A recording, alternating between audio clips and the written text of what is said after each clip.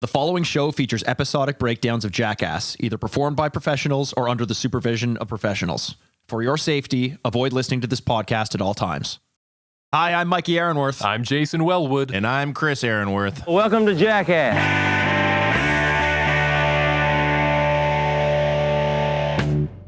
Welcome to Jackast. It's the podcast where we're on a path of destruction through every single episode of Jackass. We are three lifelong fans of the show, reliving the belly laughs, bad ideas, and broken bones. Today we're getting into episode 5 of season 3, which came out on July 22nd of the year 2001. You guys want to go with headlines of the day, or do you guys want to go with fun facts? You know what's funny, Chris, is I thank you for giving us the choice. Jay's right. I'm just such a caring guy. It's amazing to me because in editing last episode, I had to re-listen to you reading off the just random headlines that you found in this new app you had to make the fact of the day easier, and the build up to the fact that you also haven't read the articles or have no idea what they mean it's made me laugh like 4 times in a row. Because I kind of want to explore them with you. You know, if we find something interesting, we could just take a quick little peek. Like, for example, today, where was this one over here? I had where the hell did it go? Shit, it was so good. Chris, you have one job. I know, whatever. And you had to buy an app to make it easier. I had it right on my phone, and I just completely left it because normally I could write it down, but it was basically just said "Cop's bad hair day," and I really wanted to see what he looked like. But that's a good one. There you go. DC Cop's very bad hair day. Let's click. Boy. Can I make a wager before you tell me what it's about? He probably shot a bunny or hit a bunny with his car. No, it has nothing to do with that. His name's just Teddy. Apparently, can't bear Teddy. Wait, what? Yeah. I can't bear this. Maybe I should actually go through these and make sure they're all right. You know, it was a great idea. It was a great idea for a little while, but I guess Victoria Gotti. I wonder what she's looking like. Actually, never mind. I'm just kidding. I don't want any beef with the Gottis. Yeah, that's probably safe. Well, thanks for the fact of the day, Chris. I feel stupider than when. Do you guys feel very enlightened after that? Because I do. Speaking of feeling enlightened, I think Mikey was right before we started recording that. I don't know, like, I can leave this up to the viewer, but out of the 3 of us, and it's not me, because you can't see me, one of us has been playing a lot of laser tag. Absolutely. And, pew, pew, pew, pew, pew. It might be the guy with the cool LED lights going on in the background, just saying. Yeah, check us out on YouTube if you haven't already. If you want to see Chris and his looks like he's fucking recording out of Spencer's gifts. Good old me, 36, going on 12 years old. Maybe that's why the fun fact was such a disappointment this week. You were just too busy, you know. He was too busy staring at his lava lamp all night. LED lava lamp. Listen, here's something you do want to stare at for sure, guys. It's Pig Cossack getting the crutch. That's all. You figure it out, viewer. I don't know what that means either. But that's the intro for this one. Season 3, episode 5, by the way. Season 3, episode 5. This intro was a fucking Family Guy sketch. Just like, I've got a director and a pig mask and gets hit with a crutch and then a guy laughs. It's like, it's every Family Guy joke follows the same structure of like, just add 3 random elements and then send us our way. It was okay, I guess, you know? Yeah, but dolphin cruelty really is just not okay. Chris, what the fuck are you doing? Guys, I got the cool lights on. I'm trying to set the mood, you know? We start recording and then you start rolling a joint. I'm fucking paying attention. I can fucking do whatever I want. It's not the attention. It's the editing. You always make these fucking sounds in the background. It's not easy. Okay. Somebody get this guy a 2-liter of Dr. Pepper and a large pepperoni pizza.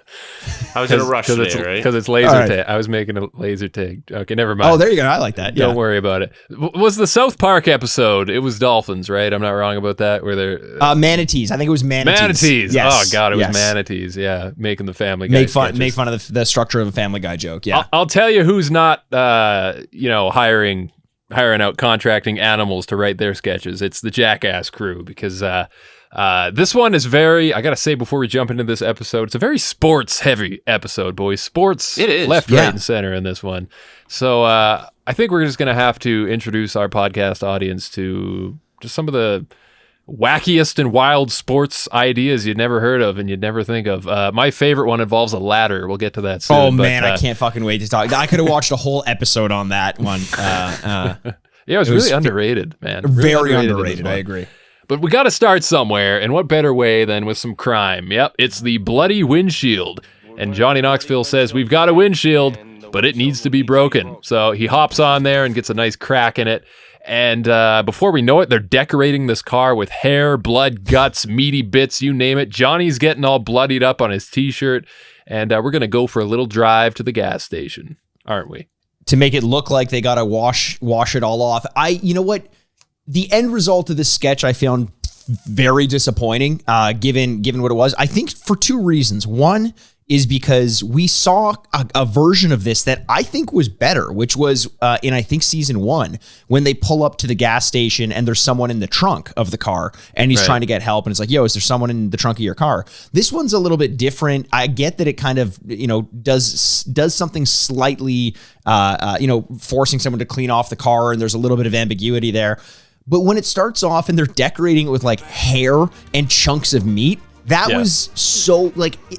Imagine seeing that. Like, imagine seeing a chunk, and there's one guy in one of these I think that the last person that they see in the last round, just with his bare hand, he's like pulling up human hair and chunks of meat, like he's seen it every day of his life. I was love disgusting. That the reaction by the gas station attendants is, yeah, fuck yeah, we'll help you clean your car. Like, there's no shame. As long as they've got the money, they don't really even question it. They go to 3 different gas stations, and the first 2, there's no question. Like, it's questions. We'll hose you down, no big deal. The first one didn't even have a car wash. The guy literally pulled a hose from the side and was washing him down. It was just a straight up gas Where did station. that come from? It was from the gas station. It looked like he was washing it down with gasoline. Like, what was that about? I didn't know. But it's, you know what? It was at that point in the second one that I actually started to feel uncomfortable, because they clearly didn't give a fuck. They were like, whatever, like, okay, I guess we'll clean. You got money? Okay, we'll clean it.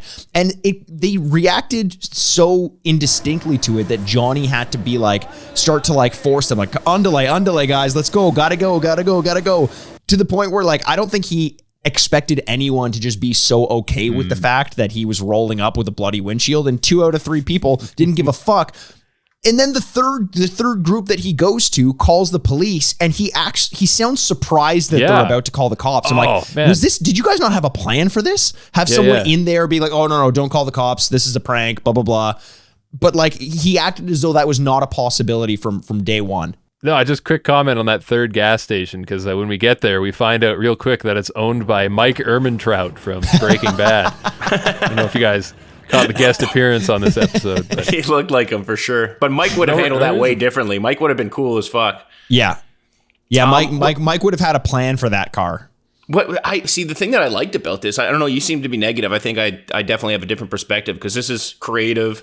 This shows human nature. I love when you get people out there. You see these people and they're like, fuck, man, this is sketchy. What really sold me on this is the fact that at least 3 or 4 of them are visibly gagging and feeling like they're sick. So they literally think that they are actually potentially dealing with a human, whether it's an animal or something like that. Maybe the meat smelled or something, but I think this actually like went a lot better than it seemed. Like, people were really into it, like really believed in what was going on right there. Like they had no idea it was a prank. The first guy was, the guy who ended up throwing up, like actually gagging and like clearly his stomach was turned. At one point, it was so sad, because maybe he just really needed the job and he didn't want to get fired. And he's like, I'd rather deal with the cops and plead ignorance than deal with my boss for mistreating a customer. And he says to Johnny at one point, as he's washing it down, he's like, "Did you hit a dog?" Like as if to say, please tell me this is a dog. But like, in his mind, you can tell he knows it's a fucking human being. It was that was I think the best moment of this whole one. Sketchy. Yeah, Johnny really sells it though. His acting here, he's super sketchy. He seems just like the kind of dude that you just don't want to associate with or do business with. Like, something's up, and he does a good job of I think tipping it over the edge. Yeah, I mean, you guys both seem to think that I'm getting the sense, at least I'll say from Mikey's side, that it seems like you thought maybe this could have used a little bit more. If you had to rate this stunt, what would you go with? I'll start. I'm pretty sure I'm going to be low on it, but this one's a 3.5 for me. Wow, really? Yeah, with such a good premise and such a good idea, maybe it was just that Johnny expected to not have to do much work on this one. Because he thought the reactions would be a little bit more out there, but it just felt like, when you're dealing with a bunch of friends who are hungover, it's like the night after a party and something like crazy happens that are all just like, oh yeah, like, Like they're just unable to. Everyone just felt like they were in a daze. Like it was a bunch of zombies dealing with this. Like no one really seemed to care that there was blood on the windshield, which I guess you can find funny, but to me it was just a lack of excitement in this one. Yeah. I'm going with a 7 out of 10. This is like Jackass written all over it. Yeah, I really like this. This is premise. You have like the interactions with regular people over there. It's a completely different reaction for the most part than I thought, which I always find entertaining or interesting. Is like when people are like, it just goes to show what people are willing to do. You know, you need to make money, you need to put ends meet on the table. So it's almost like a little bit of like a social you experiment. You need to put at the ends same time. meet on the table, Chris. What are you talking about? Yeah, a couple slabs of ends meat, you know. Well, I mean, ends meat does got to go on the table. Yeah. Yeah, what happens after you've cooked the meat? You're done with it. I think Chris thinks the saying ends meat is about bacon, like pig's butt. Oh, yeah. Like no, it's the end of the meat. You know, you got to put it on the table. Yeah. You make it's the best part. Ends meet. MEET. They meet. You make it's not. It's the ends at the end of the meat. Are you dead serious? I'm not even fucking dead serious. You're right. Anytime there's a roast, like a roast dinner, I always take the end pieces. Those are the best. It's the juiciest, Jay, are you on my side or Mikey's side here? No, I'm team ends meat all the way. Yeah, okay, see? Yeah. Put Put those bad boys on the table. Slap them down. The science guy over here fucking thinks he's right. It's the worst podcast. You're the worst podcast. I'm just going to sit in the middle of you are the one. Doesn't make sense, but 5.5. 5.5. Okay. All right, perfect. Yeah. It's not my favorite thing, but I do like the reactions of the people, especially that tummy rubbing guy. Like the tummy rubbing guy was funny. He looks like the kind of guy who, if you asked him to pat his head and rub his tummy, he can't do it. But he's also not patting his head. He's just really bad at rubbing his tummy. Like he's clearly disgusted by this whole thing, and I was amused by that. I don't know if that makes me some sort of sick fuck, yes, and twisted human being, but we'll move on. That's what we'll do, because that's all we can do in the game of Jackass is move on to Aaron McGahee, pogo skateboard. Will he land it? Nope. No, wasn't it like episode 2 of this podcast where he did something else on a skateboard or on a pogo, and I was like, I always remembered it being onto a skateboard. And then sure enough, like finally this happened. So I wasn't wrong at the beginning. I was waiting for this moment. This is aggressive. He had the full pogo stick thing as Danger Aaron in one of the first seasons. I think it was season 1, which was great as well. And this just like anytime I see Danger Aaron in a pogo stick, I'll never look at it the same way ever again. Not after Jackass Forever. Oh God, I think. Oh yeah, the betrayal. The betrayal.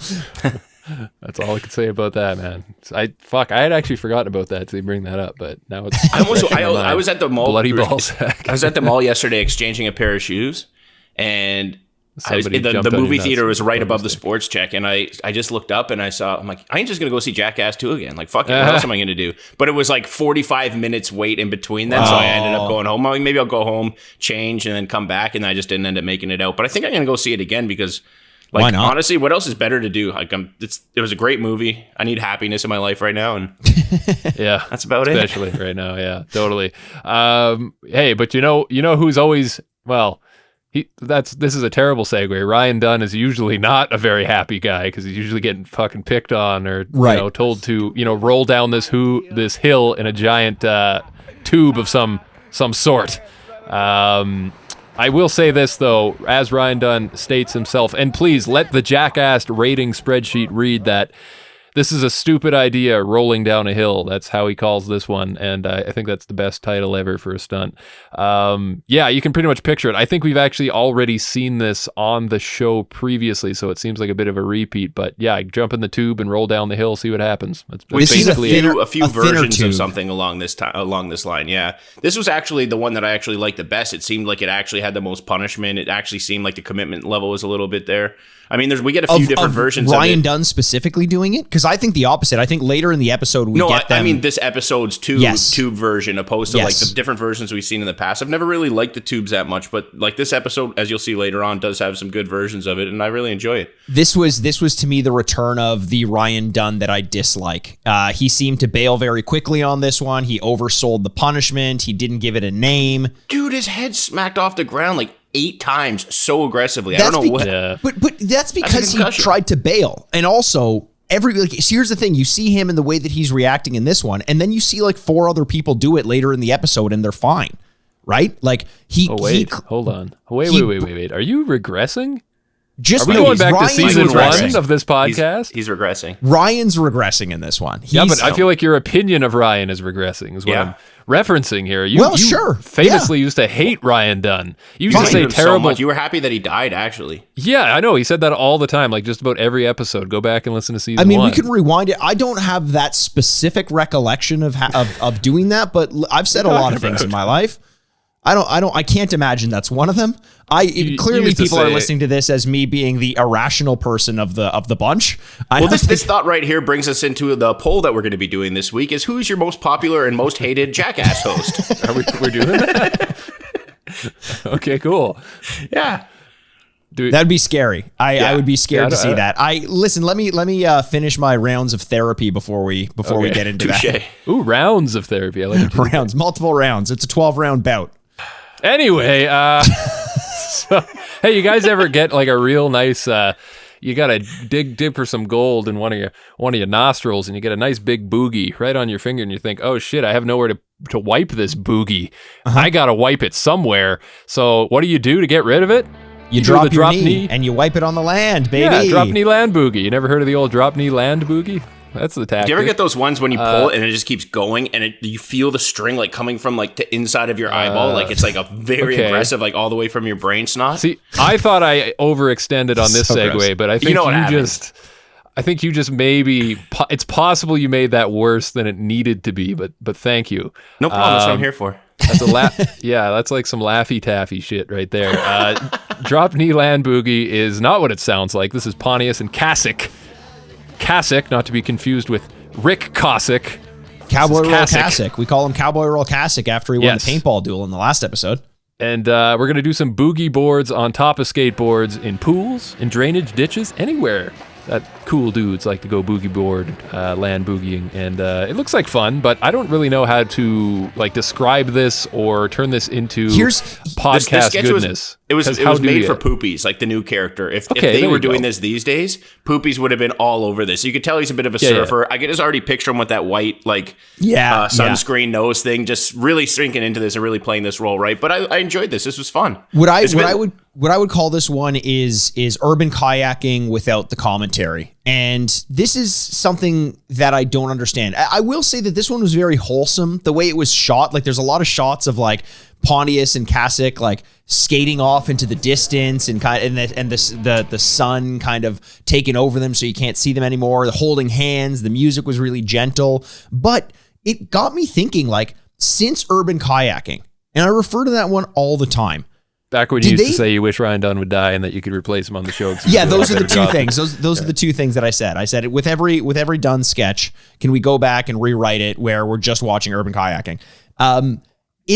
Did they watch that as a sketch and think, okay, no more personality in any of these like weird extreme sport ones? Because we don't get that anymore. Like there is no more Dave Anglin talking to the camera and playing a character. Yeah. Danger Aaron barely talks to the camera in these ones as well. Did they think that played poorly? Did they just want to go more hardcore? I don't know.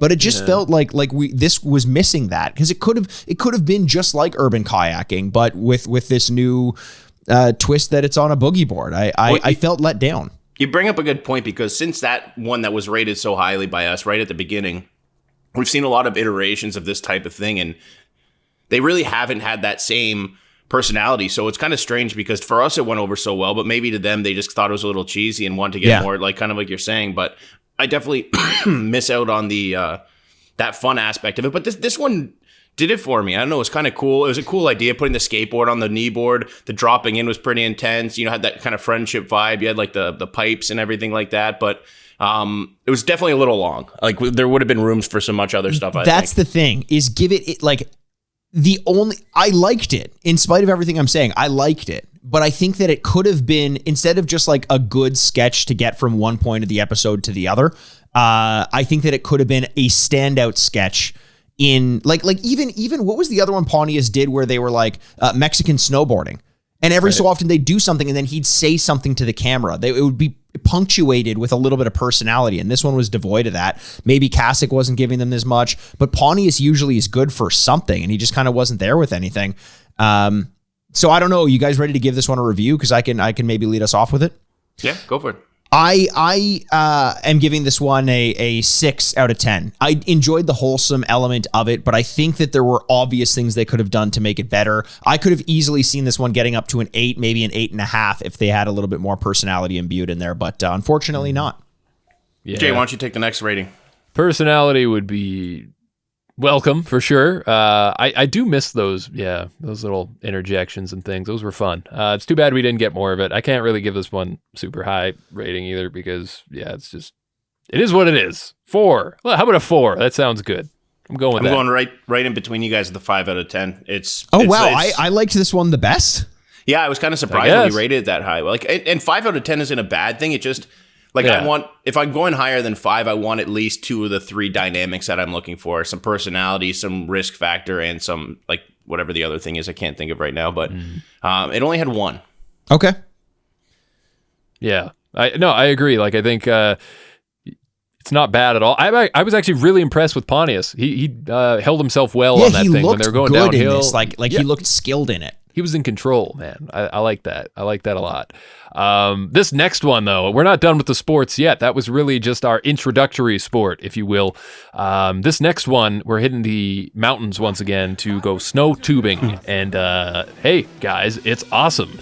Tubes basically act like big springboards when they're fucking, those are flying sick down a slick surface and then hitting these self-made ramps that they've just built out of packed snow. What I love is that, like, I didn't expect it to be like fucking Sonic the Hedgehog springboard fucking action, but it is, and some of those landings are brutal. There's a couple where they land like right on their fucking, like their like one ass cheek, which I can imagine just hurts like a motherfucker on, they get air. Well, they get air. That's the thing. That's the thing is these 10, 20 inner feet tubes, fucking.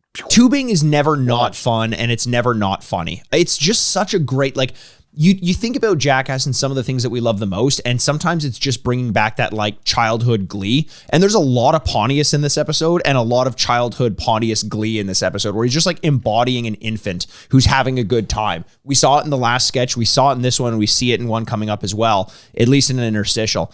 And I was impressed with how much skill how much height they got. I was surprised Johnny Knoxville made an appearance here, and his wipeout was fucking bonkers. Like, what is it about Knoxville that invites the craziest spills, and that, like, he just has a way to have the most damaging looking things happen to him and walk away unscathed. And this one was like, he must have gone 12 feet in the air and landed right on his ass and was totally fine. Within 1 second of seeing this, the outfit and the attire that Pontius had, it set me into this like rabbit hole that took like an hour of my day because I was kind of having a me day today. I was getting stoned, and sometimes when you're stoned, something will remind you of a memory that you completely forgot about. Hang on, Chris. When you started rolling your joint, you said you had to do it because you didn't have time to do it before. What are you? Yeah, because I smoked my last one that I was going to smoke during this because I got bored waiting for you fucking guys. Waiting? You were late. What are you talking about? Yeah, because I got stoned and I had to go get some munchies, and it's just been a vicious circle.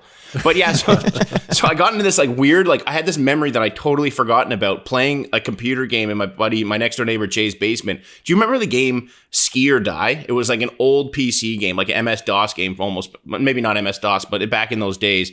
I just had this vision of an inner tube and this weird thing. When I turned it on YouTube, I found it. And it tripped me out, man. It brought me right back to the game came out in 1990, so I was probably 4 or 5 or 6 years old, playing this game at my buddy's place, and it just tripped me out, and I literally lost an hour and a half of my life just watching Holy shit, no, I'm looking it up. I do not remember this game at all, but it looks fantastic. If you actually look into the, watch the gameplay, there'll be certain things. I think Rodney Dangerfield's part of it. It's called like Rodney's fucking, it's really weird, but it threw me right off. What's the game called? Ski or Die. There's an inner tubing game. There's there's a half pipe game on a snowboard, and there's like. And you're right, Rodney Dangerfield is like he's got a ski shop in it. Okay, because it kind of looked like him, dude. You got to watch the YouTube video. It is such a trip. But if anybody is around my age and maybe played that game back in the day, you probably would have totally forgot about it like I did. Maybe we'll do it on the Retrograde video game podcast hosted by Mikey Aaronworth. Just launched our 200th episode not too long ago. Hey, congratulations on that. Hey, by the way, thanks very much. boys. Thanks very much. That was fun. Speaking of which, congrats to the Jackass. This is episode 50. So, fun fact. We made it. We're doing all right. We've been doing this for almost a full goddamn year. Can you believe it? I was thinking watching this one as well because you see, Pontius wearing that ski outfit. It's the traditional, like, every every patch on that ski, every arm, every leg is a different fluorescent color. And now we wear that to make fun of that era. Isn't it bonkers to think that was worn unironically at some point? Someone was just like, yeah, give me, someone walked into a Staples and saw a pack of highlighters and was like, put that on my body. I want that everywhere on my body. I love how Mikey's Mr. Fashion. There's like not a single fashion faux pas that Mikey will base his whole entire episode rating on one little fucking fashion no. Yeah, sure. Why not? Or just get me one of those ski jackets. I like them. Yeah. Yeah, man, those are days. Bright neon. What can I say? I think this one is probably worth a skip, although it was fun to visit it for the time that we got to. But moving on, another rolling down the hill stunt with Deco this time. He makes it about halfway down, unsuccessfully, and then two dogs just start tearing each other apart at the top of the hill. The camera's like, fuck this stunt. Let's watch this shit now. And they put Get it in. Get him out of here. He's an animal. He's a maniac. The dogs are going to play a bit of a role in this segment as we come back to it later on. So just keep that in mind, viewer. We will hear from the dogs. They will have their final say later. And we'll return to this dirt hill, what is the purpose of this hill of sand? Well, I've never seen a hill of sand like that, but it's like clearly the park is built around it. What is it supposed to be? Mikey, we've been to Egypt. You said you've never seen a hill of sand? Not a man-made hill of sand. True. Like, why did they build this thing? What is it for? For people to fucking roll down in tubes. You know what it looks like is like someone was playing Roller Coaster Tycoon and accidentally spread like the road way too far up a hill and then had to like deconstruct everything. Yeah, good one, Mikey. Fucking video game. People like Roller Coaster Tycoon. You'll know exactly. Do they what really I'm talking though? about. Yeah, everyone loves Roller Coaster. Am I going to be hated? Am I going to be the most hated guest because I'm dissing Roller Coaster Tycoon now? Dude, that game's a national treasure. It is. You can't get mad at Roller Coaster Tycoon. One thing that you could get mad at if you didn't sign a waiver and get permission first is the human car wash. I was thinking this the whole time while I was watching this as SteveO lays splayed out on the top of Johnny Knoxville's car, is they had to ask first. Because, like, if you're halfway through the human car wash and the manager finds out you're doing this, it's going to be big trouble. And 100%. What I love, though, is like I couldn't really tell how much of a safety hazard this was, and it added an element of surprise because you didn't know, like, okay, are they doing like a deluxe wash here? Is there hot wax? I was thinking about the pressure hot going to wax. be dangerous? Is he going to lose an eyeball? Like, what the fuck's going to happen here? You know? I totally do those machines. Could they crush somebody? My biggest question going in is the water cold, like ice cold, or like blazing hot? I would have assumed hot. But as we find out later, it was quite the opposite. It's very cold. Now, so this one, it looks like it's just kind of done as a joke. It's like, oh, SteveO on the hood of a car. I would be terrified to do this one. Mm-hmm. Just there's so many unknowns. There's no reference. No one has done this. Like when you're in there, like I've been in a car wash and it sounds terrifying. My dog gets scared every time I'm in it, and I don't blame her. It sounds like you're about to get beaten up by a bunch of street youths trying to get into your car. Well, she's in the car with me. I'm not worried. She's not outside following my car through. SteveO wearing the Speedo is a nice little touch. And Johnny says, as they're going in, this is the first shower he's had in 5 days. Yeah. And you know that's true because SteveO basically says the same thing when he comes out the other side. And this makes me ask the question, who do you think in the Jackass crew showers the most and who do you think showers the least? Ooh. Oh. Well, yeah, SteveO, I would say, is an easy bottom of the list guy. Back then, yes. But who showers the most, though? Like, I almost want to say Pontius because he takes such good care of himself, but that guy's definitely got like a man musk that you can only accrue by Pontius, days. I bet you actually does shower the least. That's who I was actually going to go with. He seems like one of those guys that just, especially back then, I know, like you know because he talks about it. He was just crashing on people's couches. He was just kind of like one of those vagabond roll with it. He's like that type of guy that you'd be at a party and he just fall asleep anywhere and get up and go and party again the next day. So I have a feeling it's probably him. Yeah, I don't think Pontius needs to shower is the thing. With the amount of times we see him floating in the bunny in the lifeguard costume, he's covered. I think the person that showers the most, maybe not by intention, but wee man, because any little droplets of rain would be like a massive shower for him, you know? Wow. Only like someone spits on him by accident. He's like, "Thanks, bro. I needed a fucking shower." Oh, it's actually really funny.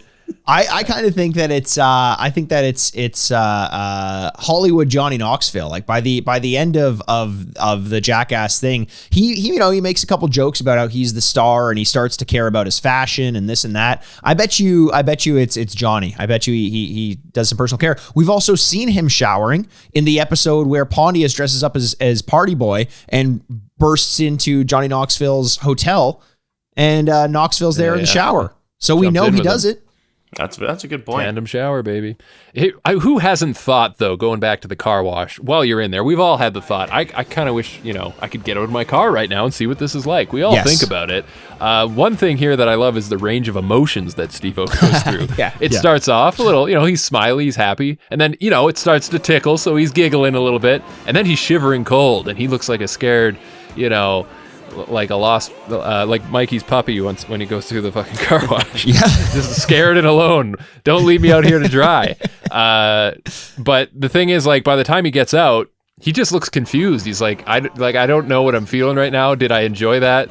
Like, should I have just taken a shower? Was this a good sketch? Like, there's so many things you can tell are running through his head. But overall, I don't know. I enjoyed watching this just because it's something that, like I said, when you go to the car wash, you're always thinking, I wonder what that would be like. Yeah, so, I'm glad I saw it happen. Jay, why don't you lead into your review then? I think, like, out of everything we've seen so far in this episode, this is probably my highest rating, but it's not like the best of all time Jackass type of thing. So probably just a solid 6 out of 10 for me. Had fun. That's about it. Chris? Yeah, I'm going to go with a 7.5 out of 10. It answered that question. Everybody's curious about it. SteveO, I got bumped up because SteveO kind of actually seemed happy again. It had a good SteveO vibe. You got his, patented bikini over there. They had that fun little suction with the vacuum. I loved how the manager gave him the little towel dry at the end. Yes. And it just answered a lot of questions. I know it was fun. Didn't have much to it, but I enjoyed it. I enjoyed it from beginning to end. I agree. This one I liked more greater than the sum of its parts, I would say. Why did I like it? It would be tough to say, but the whole vibe was good. And here's one thing I'll point out. Great choice of music. This sketch, if nothing else, proves that a good choice of music will make the sketch 1,000 times better. You get Carwash playing in the background. It makes, like, they could have had like punk rock or something, and I think that would have been a negative thing to do. Plus, bonus points to SteveO, who looks supremely hungover in this one. Just so hungover. The car wash couldn't fix it. I'm giving this one a 7 out of 10. I got more enjoyment out of it than I expected. Hey, I got to digress for one quick sec, because Jay, you've been really good in the past few episodes at calling out these random songs that I really liked. I meant to ask you in the knee boogie board. Do you know what song that was? Did you catch that at all? It kind of had a punk rock vibe. It almost sounded a little bit like MXPX or something like that, but a little bit more darker. But it was a fun one. So I'm gonna have to take a rain check on that because I did not write that one down, unfortunately. Gotcha. I've actually saved like 8 of the songs you've talked about over the past little while that I really like, and I've never been able to find out. So yeah, there's a lot of good punk rock in Jackass. There definitely is. Yeah, whoever's making the choices on that is like solid. It's perfectly fitting for the time period too, and they use a lot of classic stuff too that I don't think people would otherwise really would have heard of. So it's cool for sure. And hey guys, if you listen really closely when SteveO comes out of the car wash, you just might hear track number 4 off of Andrew WK's Andrew WK making another appearance demo album. It totally happens, and I'm not making it up. Chris, I'm asking you, Chris. Yep. Can you see the bug on my lens? I actually think I might see one there in the top right corner, bottom right corner. You want to give him a little kiss? I'm a vegetarian. Oh, that was adorable. That was almost as adorable as Chris Pontius did. Just eat them. Yeah. You're not a vegetarian, right? I actually love this thing. It's one of those weird ones that have always stuck in my mind forever. But basically, Pontius there's a bug on the camera. He looks at it. He says he's vegetarian, puts it in his mouth, spits it out, and it flies away. And the utter joy in his fucking eyes. Like a child. And how happy it actually kind of reminded me, I don't know if anyone remembers bum fights, but there's this one thing where this guy was like dealing with a bug on a camera, but that's a different story. But this one I actually think about quite often, surprisingly. And I was so happy when I saw it again. It's just pure Pontius. His utter joy and happiness. I think there's some contention here, though, guys. We have to debate, did he or did he not actually eat the bug? I mean, you don't really see if he spits it out clean. He might have swallowed that bug. Do you think he said that just to save his like vegetarian nature?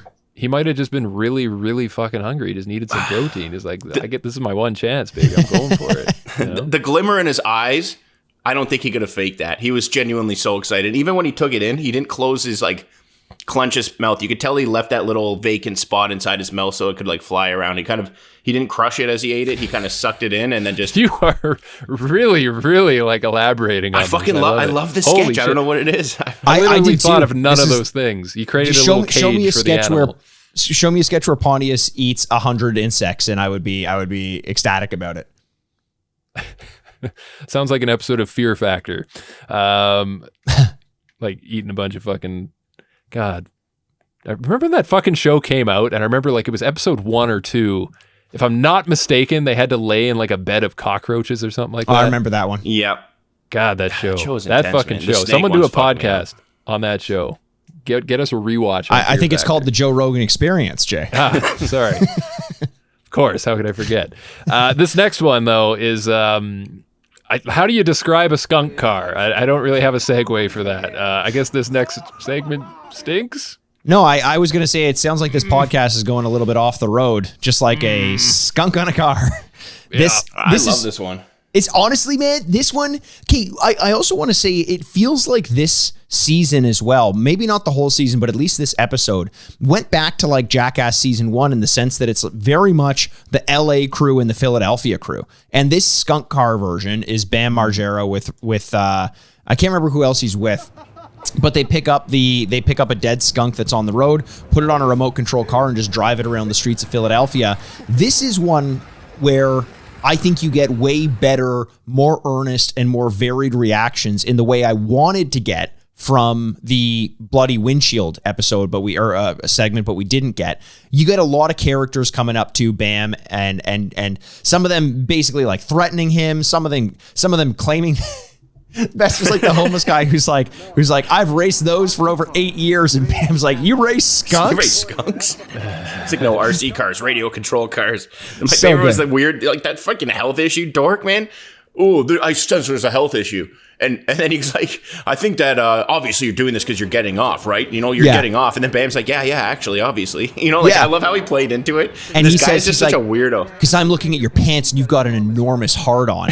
But the way that the guy's like inching up to Bam, like I think he was like actually kind of into it and was just like, yeah, you like a dirty skunk, don't you?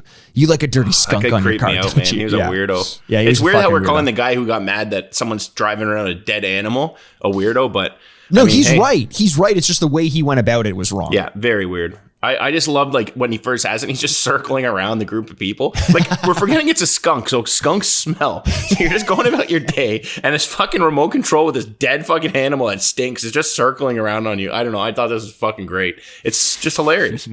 Yeah, Jay, you've been kind of quiet. What did you think about this one? I don't really like it, honestly. Is that true?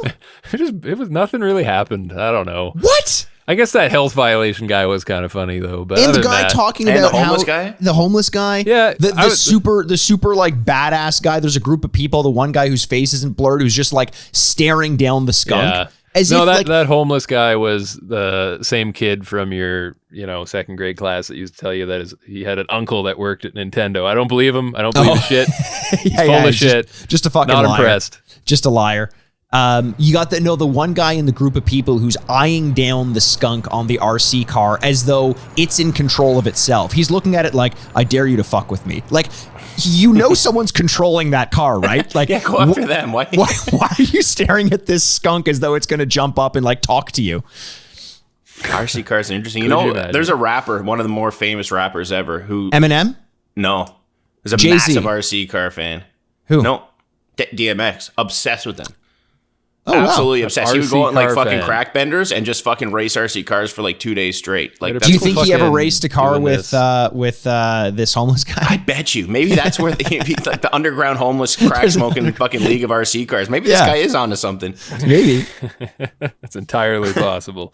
And don't tell me that there's a league of people who race RC cars professionally and take it as seriously as, I don't know, something like esports, for example, because I don't want to hear about it. All right? You just I don't don't wanna hear like about what it. you can't understand, Jay. No, There's that room is- for more that than is- just the things that you love. I just offended a lot of people by making fun of esports, but it's not a sport. It doesn't deserve to be in the Olympics. 2 out of 10. Thank you. That's always everyone's argument. They're like, I don't like esports. It doesn't deserve to be in the Olympics. I don't know who's arguing that they should be in the Olympics. Fuck wait, you. You're arguing that they should so that you can argue that they can't? Yeah, exactly. I actually like that. I back that big time. I hate this so much. I'm going to argue for it to work so I can talk more shit. It's called a straw man argument. Move. Yeah. I'm done. You guys want to read? Yeah, do you guys want to actually rate this one? It feels like one that could just be an interstitial or something smaller. This is rate worthy for me. The reason why I want to rate it, and I'll go first, is because I actually think it got way more out of like a stupid premise. You can tell they didn't plan on doing this because they just found a dead skunk somewhere. They got some good reactions out of it. Bam being Bam egged a bunch of people on and got some good tape that way. I'm going to give this one a 7.5 out of 10. I'm going 8 out of 10, and I just wish that they would have done more with it because I think they had all the recipes there where they could have, the more time they spent, they could have even got more reactions and got That's more people why I pissed didn't rate off. it higher. Yeah, exactly. Because I think they could have done been more. able to go up a lot higher if they just had more time with it, to be honest. Oh, Jay, you actually rated this a 2. You weren't rating esports a 2?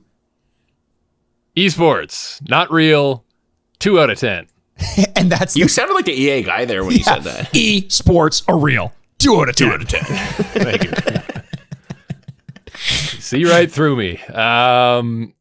Yeah, guys, this next one is a little fun in the van segment. We're starting to get more of these. You could tell like around season 3, they decided, okay, guys, we're going to spend more time together. Everybody hop in the van from the production building. We're going to go to our next sketch. And I don't want to see any funny business back there. I have eyes in the back of my head. I can see you. And I will turn this motherfucker around if you're not behaving. But we get a little moment here of give me a kiss, just one kiss. SteveO's begging for a kiss from Aaron, but Aaron did not give consent. So Steven, he does the wrong thing. SteveO. Yeah, SteveO. Clever. He does the thing that we would see. I think like if you ever, it's like imagine it's your first day at Walmart and they're showing the training videos. This is what you don't do to your employees and your coworkers at the lunch table. You do not stick your tongue into their ear to try as a human bonding a method of what am I looking for? Somebody help me here. Hey Chris, is he still talking? Getting fired. Yeah. Is he still talking? Yeah. I'm stumbling. Help. I think that this should be a team building exercise. Is he taking longer to describe the sketch than the sketch actually took itself? So this next one's a good one. Oh boy, guys. Did you know that if you put a ladder on 2 snowboards, you could ride it down a hill, and it's my new favorite fucking sport. I wish that this was in the Olympics. I was gonna say this is better than esports 100%, and this is why I wanted to rush through the last one, is because this, believe it or not, is my favorite part of the entire episode. You get a ladder on 2 snowboards and Dave Englund, and they even let him talk to the camera once. Oh boy. What a joy. It was great. He fucking bails hard every time. It's so sketchy. Take one of those ladders and just put it anywhere, like in your house with nothing around you. It's not moving. It's secure, and just walk up and try and stand on that last row without anything happening. It's scary. Yeah. Like I don't Never like mind doing the last that. row. You go up 2 rungs and it's scary. 100%. Ladders are scary. Then fucking skis on that, man. Holy shit. I don't like that. That would freak me out, man. This is great. I love that they thought of this. I never would have thought of this, yet when you see it, it's like, yeah, of course. Yes. It's amazing. Blatantly obvious. Such a good idea. It's amazing that if you told me a couple weeks ago, I could watch a scene where one of 2 things goes down a hill, either a ladder on skis or a porta potty, I would be like, there's no way the ladder is going to be funnier and a better sketch than the porta potty. But leave it to Dave Englund to bring his personality out and do that, because we had SteveO going down in the porta potty, and that just was not a good stunt. This one was amazing. Amazing idea. A great song in the background. He annihilates his head on like the first one, and as he's coming back up the hill, he walks past the camera and he's like, so fun, so much better than real snowboarding. He's just like that's the personality I want to come out of Dave Englund more often. They got to let him talk to the camera more and embody this like fun-loving guy who's trying to impress people and be cool by doing something that I don't think he really fully believes is cool. Like that was a character that he played really well before. I actually saw him posting something on Instagram today. Can't remember. Oh, he had like a half mustache. He called it a slippy mustache. He's like, if you want to look young, it looks like it's slipping off the side of your face. But watching that, I actually, he's, you know who he kind of looks like nowadays? Like the old, he looks like Iggy Pop in a weird way. Oh shit! Yes. Like yes, now that he does. has his PSTD and he looks all raggedy, he actually looks like Iggy Pop. It's kind of crazy. He has his PSTD and you have your dyslexia. It's PTSD. Yeah, I think we went over this last week, which is amazing. I literally do. You should see me at work with Uber orders, like F's and 5s and D's, and I'm definitely have a bit of dyslexia. What did you just say? I can't do letters and numbers. I didn't understand any of them. that. Oh, Uber. You know I forgot. Sorry, you own a restaurant. Okay, restaurant, now it makes sense. So when I'm like writing it down, the guy will be like this, and I'm like, I don't have that order. And then I look and okay, I got you. I thought you were just trying to tell us you've also, in addition to spending your day smoking joints and looking at LED lights, that you are now an Uber driver. I'm like, man, you're really going downhill. You got it. I think we need to have an intervention here. I'm worried about you, bro. I'm just worried about you. You know. You know what would have made this just one touch better? Not saying it's bad. This is definitely my favorite thing in the episode. But if they gave him like a tool belt and he was playing it like Deco does when they were doing the office chairs, and he's like, "Ooh, got to work on these documents." He was up there like trying to fix a light fixture or something. You know what? Actually, that would have been fucking hilarious. I kind of disagree with that because we said this about the paintball stunt as well. Or I made the point that they could have made the Wild West paintball shootout. They could have been silly and wacky, and I think that would have been less funny. I think it would have been less successful. The office chairs took kind of a cool thing, and they were silly about it, and that was good because the whole thing was silly. The fact that Dave Englund, he treated it like an actual snowboard video, except he substituted the snowboarding with something completely absurd. I don't think you need two absurd things, as if you have like a tool man and a ladder on a snowboard. I think it works as it is because it's almost as though he's taking it seriously. And you can imagine if you're just watching this on the sidelines, you'd be like, why is this guy going to, I've never seen that. Is this a new sport? Like he made you think that he was taking it seriously enough to make you consider that this is just a new sport that the kids are trying. I like when Dave Englund does that. I like both of your guys' points there. Thanks, Chris. Both had some merit, yeah. Mr. Neutrality. It's unfortunate because I want to rate this one, but I don't think it does enough to give a rating for, and I think that's its biggest detriment. I wanted way more of this one. Yeah, just wait till it blows up, and then we're getting all the ladder snowboard knockoffs, you know? Like, yes. Kind of like, what's a craze that the kids loved for, like... Paddleboarding? Belt sanding skating. That's a new sport. Fidget spinners. Fidget spinners. We'll get some knockoff version of it where instead of like a real working man's ladder, it'll just be like a wooden one or like a step stool or something. The hipsters get involved. And then we can say, oh, you kids think you're so extreme. Yeah, I'll show you a ladder. Bust out the 12-footer. Bam. You know. Show them a ladder. Who said size didn't matter, baby? You know what doesn't matter though, guys? When you're trying to skate across a concrete surface and... nope, actually, I'm going to stop you right there, Jay. What? I'm going to say we're moving from the snow to the sand in this next stunt, and you take it away from here. Nice. Did I miss one again? I think so. I'm looking at a big. You knew you missed that one. I'm looking at a big old belt sander right now, but I guess this is the one where we gotta go back to Roller Coaster Tycoon level 4 and talk about Mikey's lopsided hill of sand one more time. You remember how I mentioned those dogs just meant because earlier? It's a belt sander. What? Yeah. He just meant because he was just doing a transition. Yeah, you go from the snow to the sand. It's the belt sander. Doesn't the fucking dog come back here? No, that's later on. I was thinking about the hill of sand, and I'm thinking my notes are either fucked up or I missed it. And then I started talking about, fuck it, we're talking about the dogs now. I don't care if it's out of order. Just so you can tell Mikey's segues are Eat good. My shit. Mikey has such good segues, and Jason's so shit that he can't even recognize a good segue. Hey, man. Listen, at some point in this episode, those dogs be coming back and they're going to pee on the tube, and then Pontius is going to crawl in the tube, and they're going to say, hey, Pontius, put your face on the pee, and he's going to go, oh, face on the pee, and then they're going to push him down the big hill of sand, and he's going to come out on the pee side. But it wasn't sand that time. That was just a regular hill that time. I don't fucking care, man. Listen, you come on here, you give me the wrong information, you have a segue that's so good, I get confused, and now the whole episode's derailed. What are we going to do? Just pretend this never happened. Let's talk about the belt sander for a second. Listen, so, I love roller skating as much as the next guy, but you haven't lived until you put a couple belt sanders on your feet.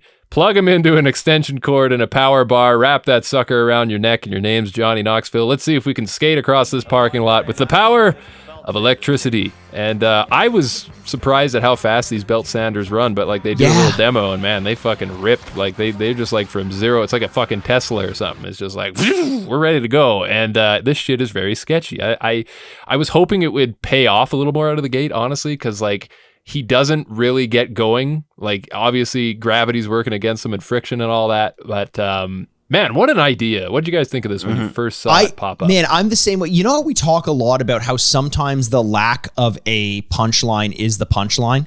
That's belt sander skates to me. I think everyone involved thought that this one was going to be a failure right off the bat. Johnny looks into the camera when he's got an extension cord wrapped around his neck and the sanders on his feet. He's like, guys, this is low budget even for us.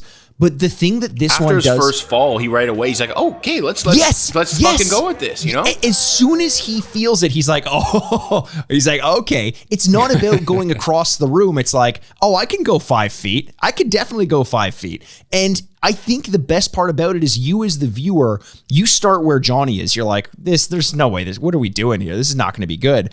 And then it happens once and you're like, oh, I think I could kind of see it. And he takes a big fall and he does it again. And it's now just about a proof of concept as opposed to going like to speeding across the room and doing a pirouette. It's like, can you make it 6 feet? And because he's trying to do that, when he does it, there is this weird, like muted sense of accomplishment that I had a ton of fun during. I really loved the progression of this one. Johnny, go back and rewatch this again because you'll notice this, or I at least if I'm not crazy.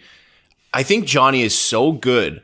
He was falling in ways that like he was accentuating his fall. Like he wouldn't put out his hands. Like he would actually make sure he took more of a spill because he realized there wasn't going to be this big grand fall. So he actually like fell on purpose in ways that would actually make it look a lot better and actually kind of commit to the fall in a certain way. Like he could have easily kind of done it and just took away from it. And I thought that was really foresightful for him. You know what I mean? Like it really shows how much he cares about that. And it's funny because when I made it a lot better. When I was watching him fall, I was just like, man, it must just be because, and I think there is an element to this as well. When you fall, you reposition your feet to make the fall a little bit softer, right? To like angle where you're going to fall. You can't do that when there's sanders on your feet because your feet shoot out from under you. So I was thinking maybe you're naturally not going to land as well as you could, but you're probably right. Look at his arm placement, what he's doing with his arms. That's what sold it for me. I went back and watched it a few times. Like he's really allowing himself to make the best out of this. And I thought that was really smart, commendable, and it was just like really brought the most out of this stunt. He's so smart with that. And there's this thing in the sport, if you want to call it a sport, of professional wrestling called ring awareness. Professional wrestling's never going to be in the Olympics. It's not a real sport. 2 out of 10. Don't shut you your even fucking mouth, Mikey. Yeah, see? I make 2 enemies here. No, it's all these people arguing that professional wrestling should be in the Olympics. It shouldn't be in the Olympics.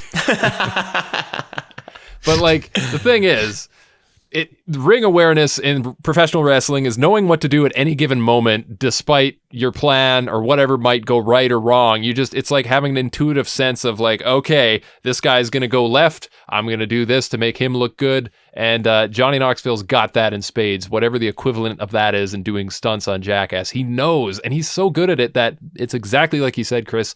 If you're not paying attention, it just looks natural. And you got to give the guy credit for that. I do got to say, there's this look he gives the camera before they do the first test run of this thing. He's got the belt sander strapped to his feet, and he's holding the control panel. He looks like a fucking kid in a candy store. He's like the happiest guy because he knows like nobody knows what's about to happen, and he's got all of the power. They've literally just said, fucking let Johnny Knoxville run wild with this thing, and you can just tell he's just thrilled. And I think part of that, the fact that he got to break new ground here, you know, he's like fucking walking on the moon here because this has never been done. He's loving it, you know, even if it's a failure, he just loves that he gets to be a part of this. And I love that Johnny Knoxville, despite what might go right or wrong in a stunt, he's always like tries to make it the best it can be. And you see that here in this one. Remember how we talked about in the first season of Jackass, there were some moments that were very big moments, but Johnny's charisma didn't really shine through in the way that it could have. Like he gets lit on fire and his charisma doesn't show through enough to make that a big deal. He's so much better at doing what he does now that he makes having belt sanders as shoes more exciting than getting lit on fire. And that's a testament to how much he's come, what far away he's come. I'm going to lead right into my review on this one. takes a very nothing premise and makes it very enjoyable. And because of that, I'm giving this one a 7.5, but it's almost deserving of a higher score than that, I think, because they get so much out of basically nothing. But a 7.5, I think, is great considering how shit this could have been. Yeah, it could have fallen apart completely, and they salvaged it. I'll go with a solid 6.5 out of 10 on this one. I had fun, and even what's that? A what? A what? 6.9 out of 10. Yeah, baby. I'm a dirty boy. I was just gonna say that. A shout out as well to the contractors. Thank you for bringing the 1/4-inch drywall. Do not waste your money on a 1/2-inch drywall. It's a waste of money. Use 1/4-inch. Don't be an idiot. That was Chris. the most contractor thing ever. Because you get a contractor in any situation and they want to have like the expert thing that no one else has thought of. And you can just picture him sitting there off screen just like, you know why it's not working? Because it's fucking concrete. You're never going to get belt sanders running on concrete. I'll tell you what would work. And it's not even that, but I'm just going to run over there and grab a 1/4-inch piece of drywall. Right? You'll run over that thing, no problem. No problem. Trust me. No one else. None of these guys are going to tell you this. They're going to tell you need all your concrete all over the place. Listen to me. I know what I'm talking about. 1/4-inch piece of drywall. You lay that thing down. Belt sander's going to run like a dream. Hey, Big Louie, what's in your lunch box for the day? Big Louie. Oh, my big metal lunch box. It's just a Wonder Bread sandwich with one slice of salami. That's all my wife will give me. That's the meal. Yeah, no, but that's the official contractor sanctioned meal. Yeah, I eat it. I go up to the top of an unfinished building and I sit on a girder and eat it with a bunch of my friends. Yes, you do. You're a contractor. Don't you love how contractors always have to mention the measurements of things, even if it doesn't fucking matter or add any context to the conversation, you know? Oh, yeah. Because they had to say it was 1/4-inch. It's like, oh, nobody else is going to know this. It's got to be a 1/4 inch. But I know this. It's got to be a 1/4 inch. Someone tell you need 2/3 of an inch, you don't need 2/3 of an inch. It's a 1/4 inch. Yeah. Every time, all day, every day. I can tell it from down here. I can tell it's a 1/4 inch from up on my lunch spot. On Chris, the girders up top in the unfinished building. I could tell down on the street, that's 1/4-inch piece of drywall. How many steel I-beams out of 10 do you give this one? I'm actually giving this a 7 1/4 inch out of 10. Hey, well done. Shit. Now I got to do math. 7.25, baby. 7.25. Okay, well, yeah, but inches are different than... Okay, we'll just go 7. Why did you round up, spreadsheet? Well, fuck it. You just gave this 7.3, and I'm fucking it up, and now it's a 2, and oh, God, this is a disaster. Get me away from this. Don't let me around power tools, I guess, or anything to do with contracting. If you guys don't hear from me in the future, it's because the recording studio I built in my basement has collapsed on me, and I will try to crawl my way out and be back for the next episode. Yeah, I tell you, you can pay one person the right price, or you can pay 10 people the wrong price. It's still not going to get done right. You want to pay the most amount the right time the first time. That's why you call someone like me. Bring my lunch fucking back. Big Lou. I think you just contradicted yourself, but if anybody has any contracting, reach out to us. Reach out to Big Lou. Touch with Big Lou. Call Big Lou. 1-800-BIG-LOU. You know what, though? To all the Big Lou's listening, we do respect you. Shout out to the working man. As Stone Cold Steve Austin used to say, swig of water for the working man. I can't do a Stone Cold. I should be able to do a Stone Cold. That's pathetic. You know who could? No, when you try to do a Stone Cold, you make an ass out of yourself. Just like Aaron puts his ass on Chris Pontius. Now, do you want to spend 20 minutes explaining why they're in this van, Jay? Sure, if you'd like. Would you like to start a timer, or should we just ballpark it? Yeah, we'll ballpark it. Did you want me to start right now, or you can try? Yeah. I don't think I think I'm good. I'm gonna pass. Okay. Okay, pass. But you know what? Pontius, this is the one time in the episode Pontius looks upset, eh? I didn't think he looked upset. Actually, there's a point. You know, the thing is, it's Aaron's ass, and I think because Aaron is such a low status symbol in the group. 100%. No offense, Aaron. It's like, oh man, he got me. I can't look weak in front of the boys. Immediately too. You know? He says sorry. Yeah, which Aaron, don't apologize, man. Own it up. You're gonna get points for that. You'll move up the ladder soon. Yes. Pontius will be the new you. Well, let's be honest. That's never gonna happen. That's never gonna happen. That's how you do it, baby. Don't apologize. Don't apologize for nothing. Just like this next one, Chris Pontius does not apologize for all the people who saw his wiener in this next one. Oh my God. Chris Pontius is the hot chick. I mean, the hot chick. The Dutch girl. The Dutch girl. He's a Dutch girl. He's dressed up as a Dutch girl. He's wearing a skirt. He's got these blonde, beautiful braids, and it's a dress more than a skirt. But he's not wearing any undies, and he's going out a-flashing. I really got to say, guys, so many indecent exposure fines going on here, left, right, and center. Do you think they were censoring it out arbitrarily, or was he actually hanging dong? I wondered, like, you know, sometimes when you see this pixelation, if you look close enough, you can see like where the pubes are, Yes. where like the shadows are cast under like the he had a balls, thong and it's on. like, okay, there's something here. There's some meat here for sure. We might have to zoom in and enhance a little bit, but I'm sure there's some bits here. What I do want to point out to you guys, though, is did you notice that every time he flashes someone, and I think for the whole segment this goes, everybody seems to just kind of want to peek, and nobody's really mad at him. Like, no the one's whole mad. time. Everyone is okay with it. Yeah. I think it's also because like people probably think he's just a crazy person and they just want to be like, oh yeah, he did it. Good stuff. You know, like if he were just in a trench coat as a dude doing the flashing, I think it would have gone a little bit different.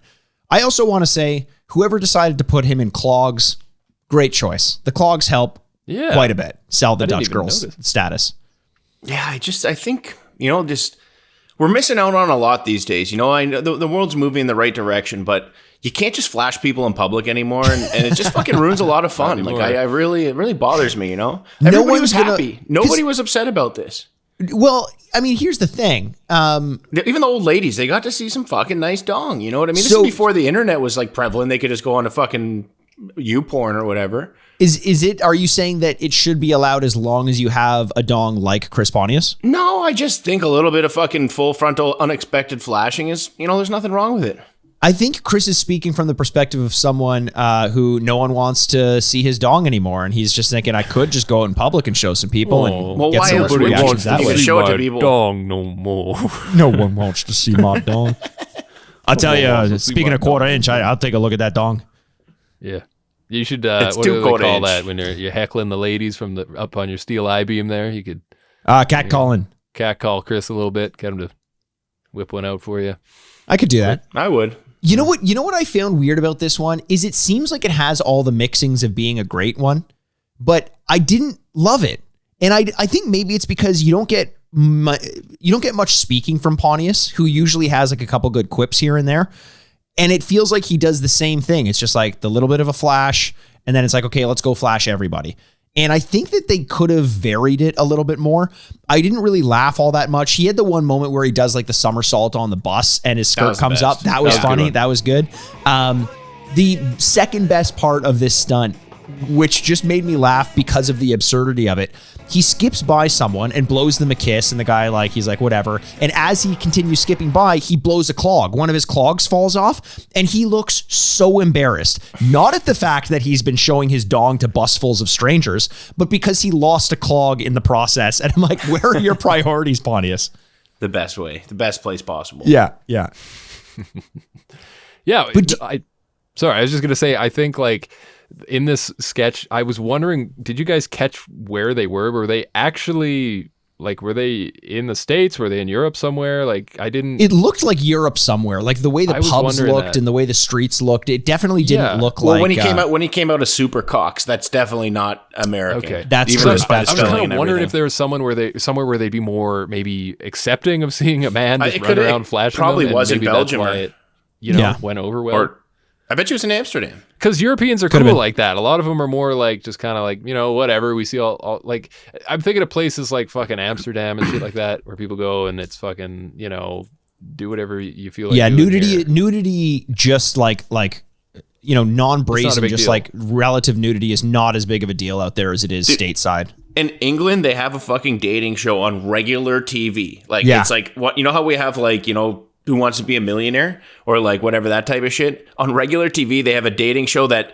you're picking your date. It's a blind date, but just by his dick. Yes. They just show the wiener and then you pick the date based on the wiener. Well, they show And then the they reveal the bottom. face. They show from bottom to top. They reveal more and more and more as you go until eventually, like it's male or female. It gets up to the balls or the vagine, and it's just like you see it all, and it's on like daytime television. It's so like fucking with crazy. Regis and Kathy leading into Right? here are my It's dangling so balls. crazy.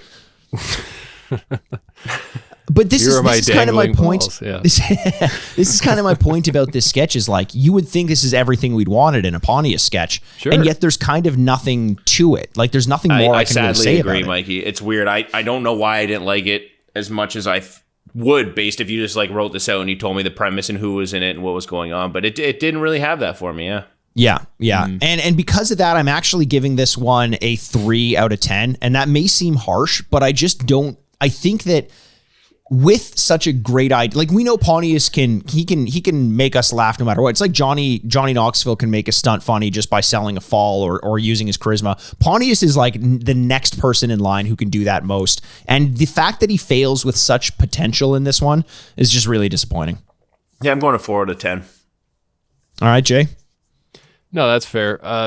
Yeah, I mean, it was fun to watch, and Pontius was having fun, and I again appreciate the flip on the train car there. That was cool. Yeah. But overall, I can't go much higher than I would probably go with Chris and just lean into a 4. Like, there's just something, I don't know. I don't know what it is. I can't put my finger on it, guys.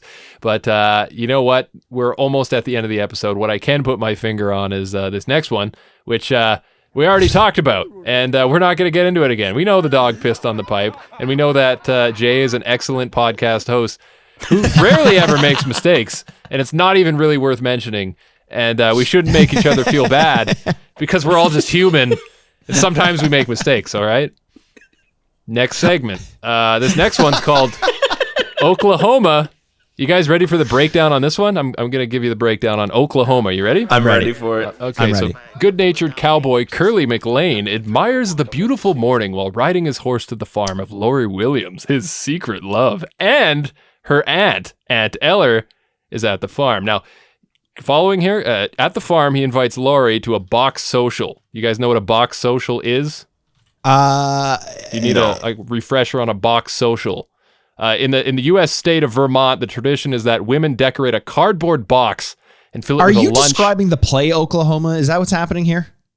Wait, yes, that's the next part of the podcast. We were going to talk about Oklahoma. I have it here in my notes. I thought we were talking about Oklahoma. Hamilton. Fuck. I knew we were going to play. I couldn't remember if it was Oklahoma or Hamilton. Right.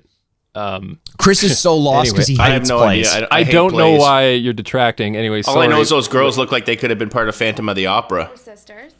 So, Because they had like masks listener, on. I don't know. I fucking once you're talking to this weird play shit, ooh, I dance. I should be fucking talking. I'm singing. Fuck, I lose interest. You guys fucking continue on. I'll just sit Okay, back till we alright. talk about this done. so We there's get a it, box Jay. social being held to raise money for a new schoolhouse. And frustrated that he waited so long to ask her, Lori refuses his invitation. Now, boys, I don't know if you've ever, been at the old barn dance and just you seen the prettiest girl you ever done seen, and you think to yourself, boy, I really got to ask that girl out, or for a nice walk down the dusty lane, and she's waiting for you, boys. That's the moral of the story. And if she waits too long, she might refuse your invitation. I don't know if you've ever been in a bit of a humdicker like that yourself. But here's the thing. Everybody's got a Curly, as we know, and Curly tempts her by describing the Surrey he plans to drive her in. Who is this for right now? It's the listener. It's a podcast, Mikey. It's an audio format what is the Venn diagram Hold you on. imagine where Hold on. describing the plot of Podcast. Oklahoma overlaps well enough Podcast. with the fan of Jackass? So Is that what's all- actually happening right Yeah, now? yeah, There's yeah, a play For yeah, about Mikey this? and anyone who needs it, a podcast is an episodic series of digital audio files. A user can download to a personal device to listen at one time of their choosing, or another time if they choose. See, this Venn diagram of people who like Jackass and people who don't know the definitions of words, that is basically a perfect circle. So I understand what you're doing now. Right. I'm going to take a nap. Wake me up when we start talking about dominatrix, where I Oh, can no. actually get into that conversation. So thank you for joining us. That was Oklahoma. For more, visit Wikipedia. And Yeah, right. That's how, because I heard you start explaining it and I was like, I'm pretty sure this is what he's going for. I went to Wikipedia and just saw like verbatim what you were saying. I was like, okay, this makes sense. So you can follow us at JackastPod on Instagram and Twitter. And yeah, guys, this was a great one. Another one in the books, eh? We're not skipping past this. Catch us as next much as week I think that would be hilarious if we on the didn't Jackass. talk about it. I'm Jason Wellwood. Bye, I'm Chris Aaronworth. You'll rascal you. And No. Like, what are we doing? No, we're not.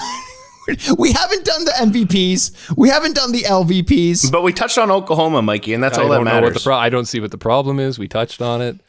We talked about the box social. Do you need me to go over it again? A box social in the state of Vermont, tradition where a woman will decorate the cardboard box fill it with a lunch or dinner. Chris is leaving. Chris is leaving. I don't know if you knew this, but the men actually bid on the women's boxes, and we don't want to take that out of context, of course. Sorry, listener. Put the kids to bed for this one. Am I right? You know what's funny is listening to you describe Oklahoma. As much as I, with every fiber of my being, despise it. As much as I feel physically ill, the longer this goes on, it's still not really worse than the finishing stunt of this episode of Jackass. I did not love this finishing stunt of Jackass. Oh, I loved it. Did you really? Yeah. Oklahoma, Preston Lacey getting beaten up by dominatrixes, but because being you just unable know to handle it at all? Because you know how much he hated every second of it. And I know he could be very whiny and cranky, and getting him to just have to be in that situation where he was clearly uncomfortable, clearly not enjoying what was happening, and having just to fucking suck it up and deal with it. And even though he would back out quickly, and then just that end montage where they actually cart him out over there, I know he was fucking mortified. Like, he couldn't even play like he was like, oh, this is funny or this or this. He hated every second of it, and that really bled through in the sketch, which I actually enjoyed quite a bit. Bled through like he was bleeding through those white undies. Those some of those Spanx were looking pretty hefty on him. I didn't love it as much, though, because I don't think he committed as much as he should have. He used the safe words immediately. So you never really got to see the sense, like, I thought they were going to change the safe word on him or something like that. Oh, that would have been such a good idea. Do you know what I mean? Or like told them that when he says Oklahoma to like lean into it a little bit. Like, it just felt like they told him, hey, you can take as much pain as you want and then back out. And he didn't try to push himself to make it exciting. Like, it was so bad that the dominatrixes looked bored. Like, how can you be bored when you're whipping a man in his underwear? Why are you bored? If you're bored, I'm bored at that point. So the whole time I'm like, this is a fucking waste. It just felt like a real miss, I would say. I just enjoyed seeing him going through that. And it's always fun to see dominatrixes in action. That's true. I don't know, it's kind of fun. That's true. Jay, any goth cowboy dominatrixes over there in Alberta? So the townspeople gathered at Aunt Eller's farm to refresh themselves before the box social. And this is important. Okay. Mikey, are you listening?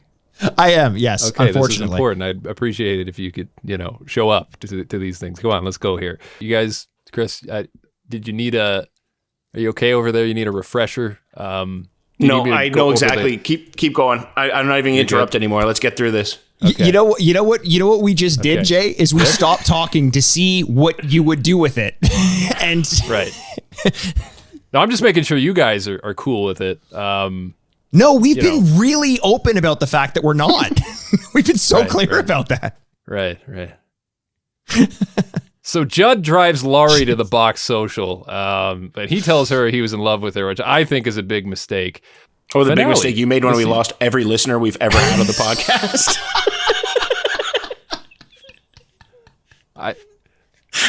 That can't be. I mean, I think this has been riveting.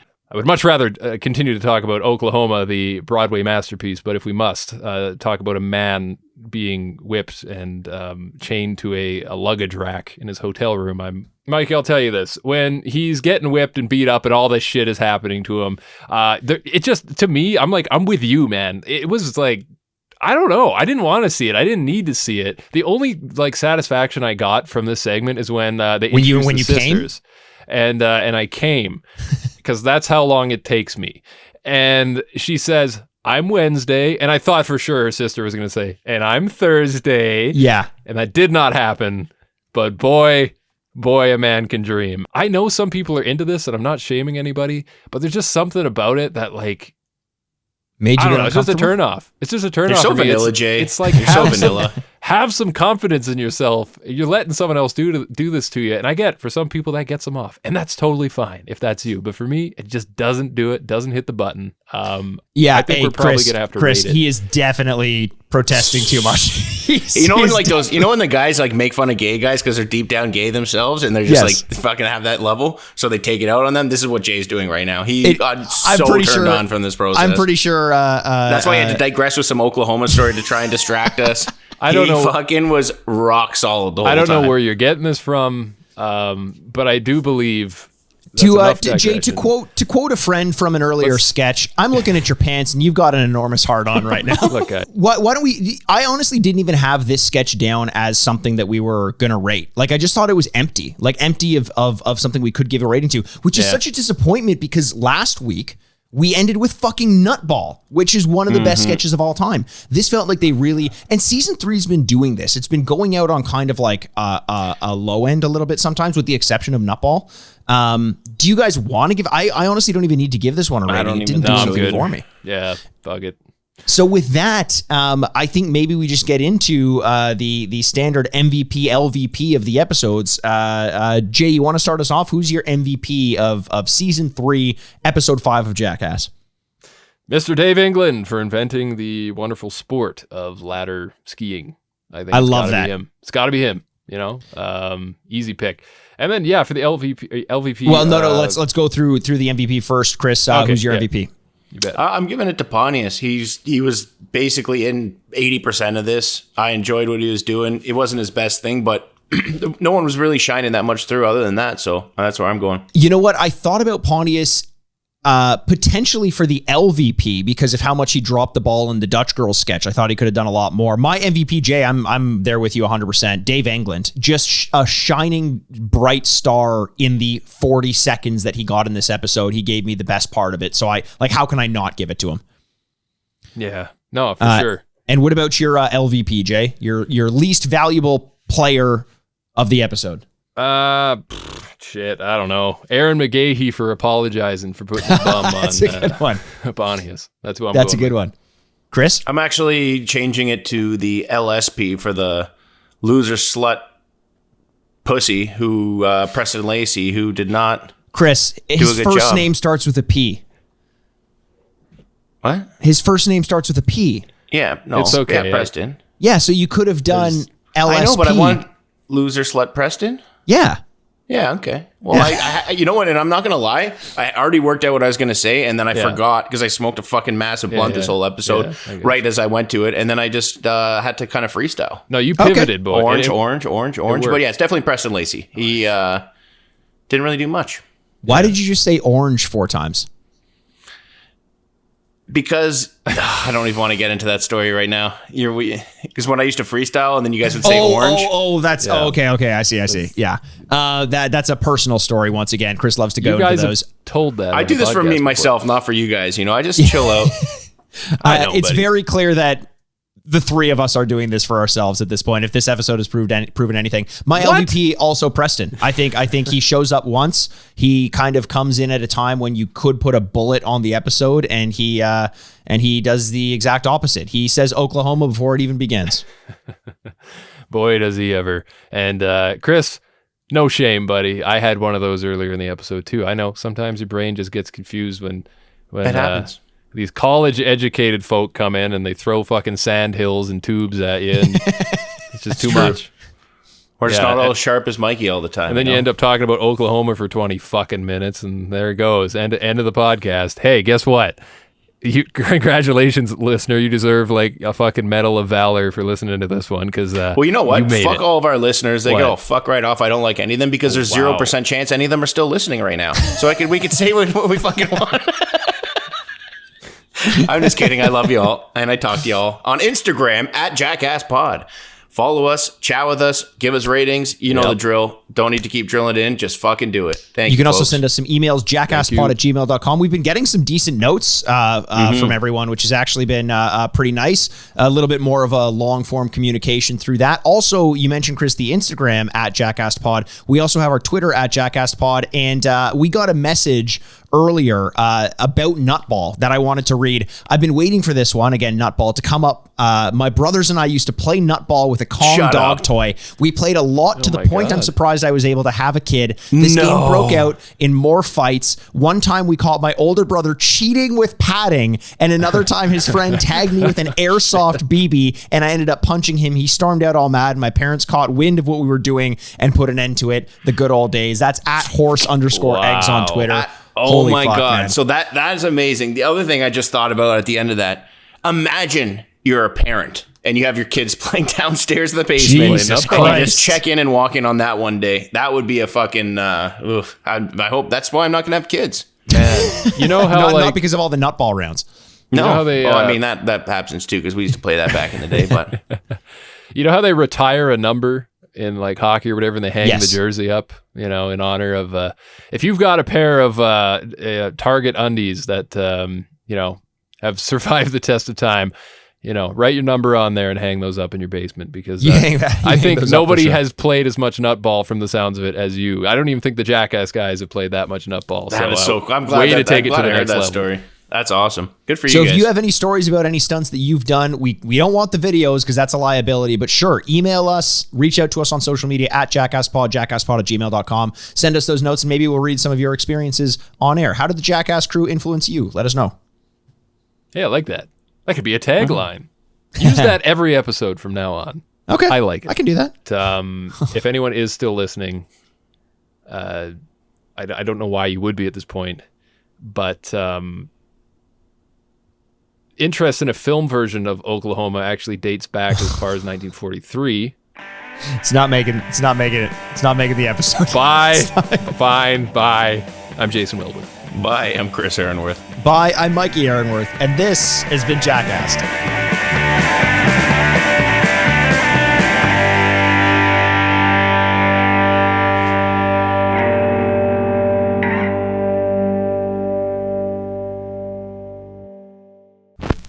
Furnished by Sad Styles Productions. Get into it! This was a Press X for Sound audio production.